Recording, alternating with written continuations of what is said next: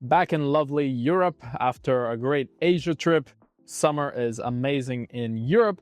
And I wanted to talk to you about what second passports, and also adding to second passport, second citizenship, what permanent residency or long-term residency programs that eventually could lead to a second passport you could get as a multimillionaire. This morning, I was talking to an American multimillionaire in crypto investments. He also has a huge YouTube channel worth over 5 million US dollars. The guy makes tens of thousands of dollars literally every single day, and he wants out of the United States.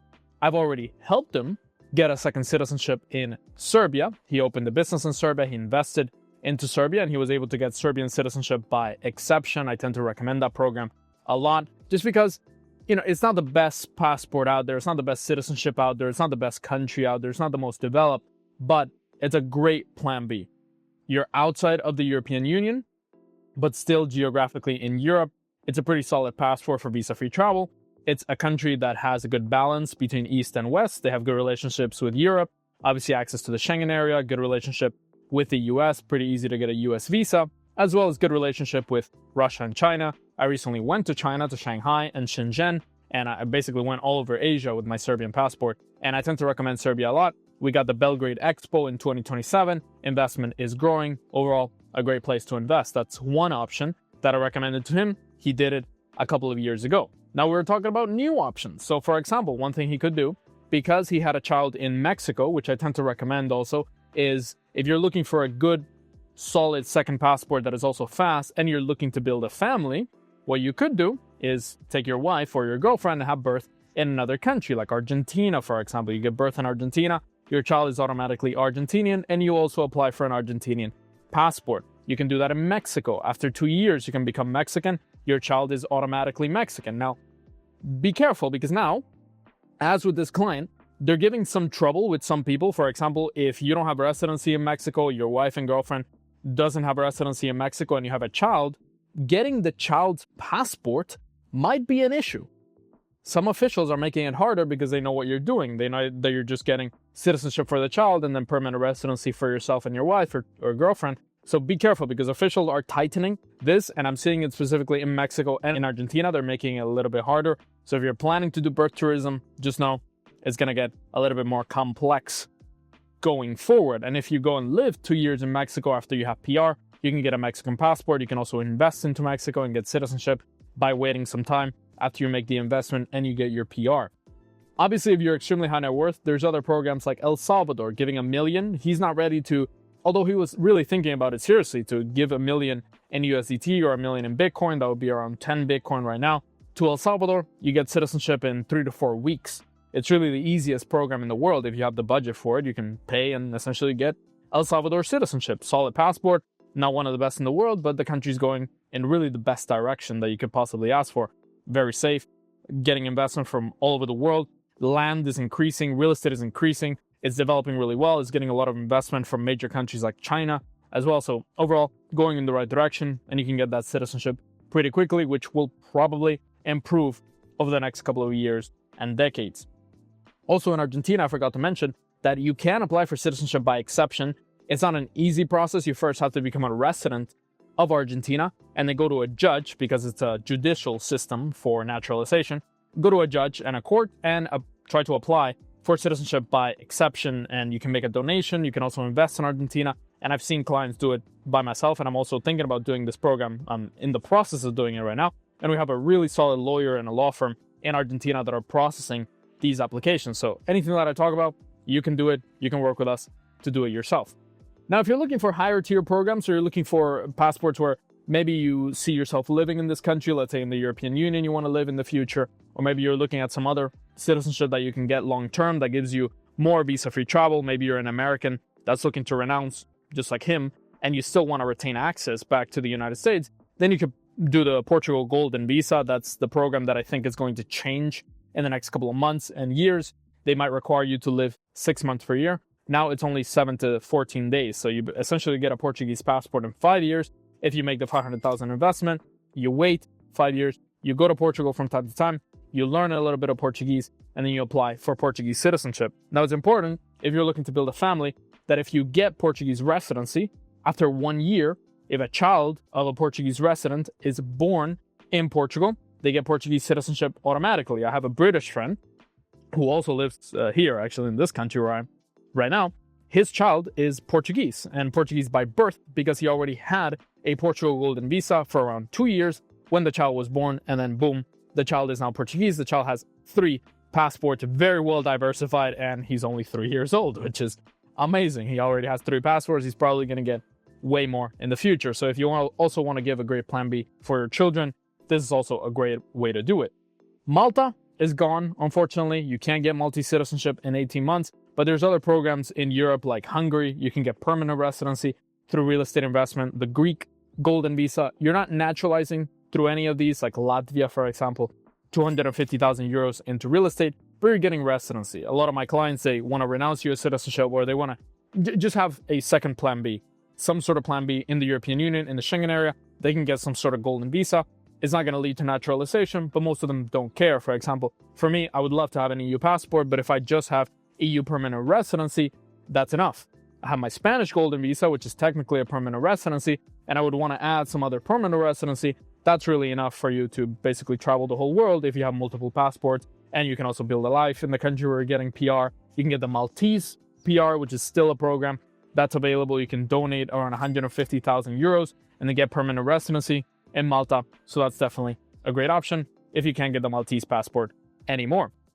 We also have other programs like Slovakia and Hungary that offer citizenship by exception. So they're a bit tricky. You have to invest over 1.5 million US dollars, which is around 1.3 or 1.4 million euros into the economy. You have to start a business, you have to hire people, you have to make investments into real estate, but it is possible, specifically in Slovakia, for example. If you're a multi-millionaire and you want to get a solid passport that gives you access to the United States, to pretty much all over the world, maybe you see yourself living in the EU at some point in the future. And a lot of EU citizens, they tell me, oh, why would you want to live in Europe? It's horrible. Look at the crime. Yes, but Europe is huge. And the European Union specifically is huge. You're not going to go live in Germany.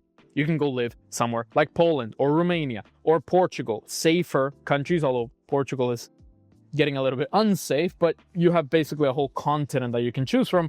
And that's what I believe in. I believe in diversification throughout the whole world. That's why I talk about a Mercosur passport. I talk about Mexico. I talk about Southeast Asia. For example, you can get Cambodia if you want. We were actually talking about Philippines. He's interested in getting permanent residency in Philippines, which could be a great option. There's multiple programs that you can apply for and get permanent residency, and then that permanent residency, it could lead to citizenship in Philippines. And although the Filipino passport isn't going to grant you access to many countries, it's still part of Southeast Asia. It still gives you good regional access.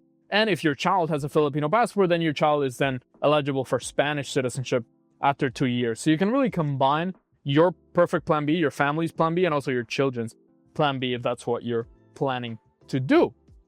Other programs that you can apply for, obviously Caribbean programs, St. Kitts, Dominica, Grenada, St. Lucia, Antigua and Barbuda.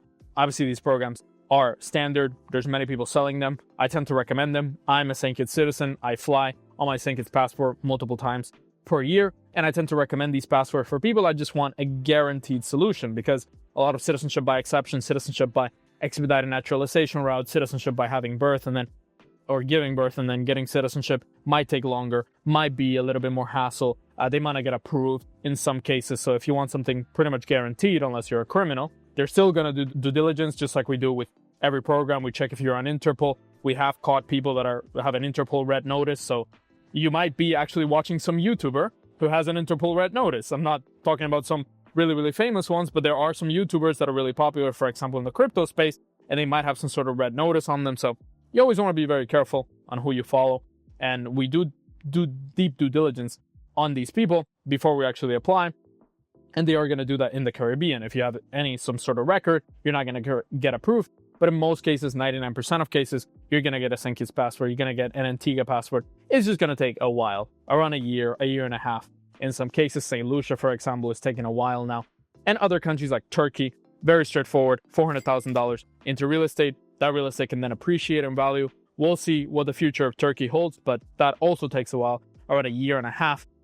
And back to the Portuguese golden visa, it also takes a while to get approved, around a year and a half. If you do it with the wrong lawyer, it can take up to 3 to 4 years. I've heard some people it takes that long to get approved for the golden visa. But the great thing about it is that when you apply, that's when the naturalization starts to count. So it's not when you get your golden visa and then you wait 5 years. No, it's when you apply and then you wait 5 years. So if you apply in 2025, in 2030, if you get the golden visa, you would be approved for citizenship. Now, other options are obviously Vanuatu, Nauru. These are around $130,000, $140,000. I tend to not recommend them to most people. These are passports that have really bad reputations, specifically Vanuatu. They're permanently restricted from visa-free travel to the Schengen area. You're not going to open most bank accounts around the world with these passports. I do have a client who got Vanuatu just to have some second option. He has an EU passport and he just wanted some other citizenship in case the EU starts to restrict his freedom around the world. So he just wanted something else, something quick that he could pay in crypto. In this case, yes, Vanuatu works, Nauru works. It's fast, a couple of months, it's a couple of weeks. In some cases, strict due diligence, but it's a lot easier than it is with the Caribbean or Serbia or any of these programs. And it's pretty much guaranteed as well. And you have some sort of plan B. Obviously, you can get residency in other countries and also permanent residency like Panama, Paraguay. This particular client, he has a PR in Paraguay, so he loves South America, he loves Latin America in general. He has PR in Mexico through his child is Mexican, he has PR in Paraguay. He's looking to do Argentina, he did Serbia, he's looking for other options around the world. So there's obviously a lot of PR programs. Mauritius is one that I tend to recommend if you like Africa or if you like to have a safe haven in Africa. I have a lot of South African clients that want to have some safe haven close to them. Mauritius is an obvious choice. You can invest into real estate, get permanent residency, and then if you want to naturalize as a Mauritian, you do need to live there within 6 months, I would say 8 to 9 months per year or more, but it is a great second option and a pretty safe. And also for World War III, it works out pretty well. You don't necessarily only need to go to Argentina or New Zealand or Australia. You can also go to Mauritius, pretty stable place and pretty good economy.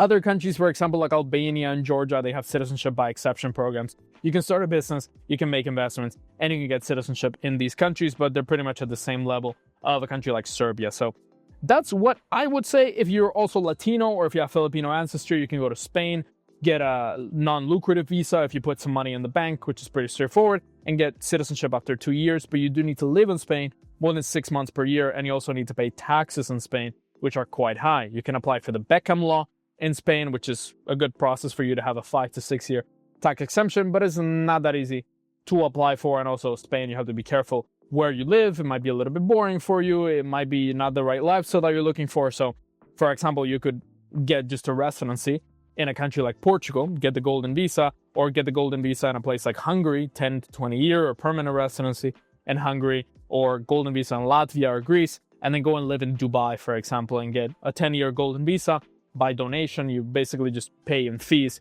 $50,000 in the golden visa process to the Ras Al Khaimah government, and then you get nominated as a golden visa nominee, and then you get the golden visa for 10 years, and you can live in the UAE. Obviously, that's not going to lead to citizenship unless you're ready to invest multiple millions into the country. If you're ready to invest 5 to 6 million or more US dollars, I'm talking about, not dirham, you can get citizenship in the UAE. It's a really hard process. You need to have a really solid profile, really solid background.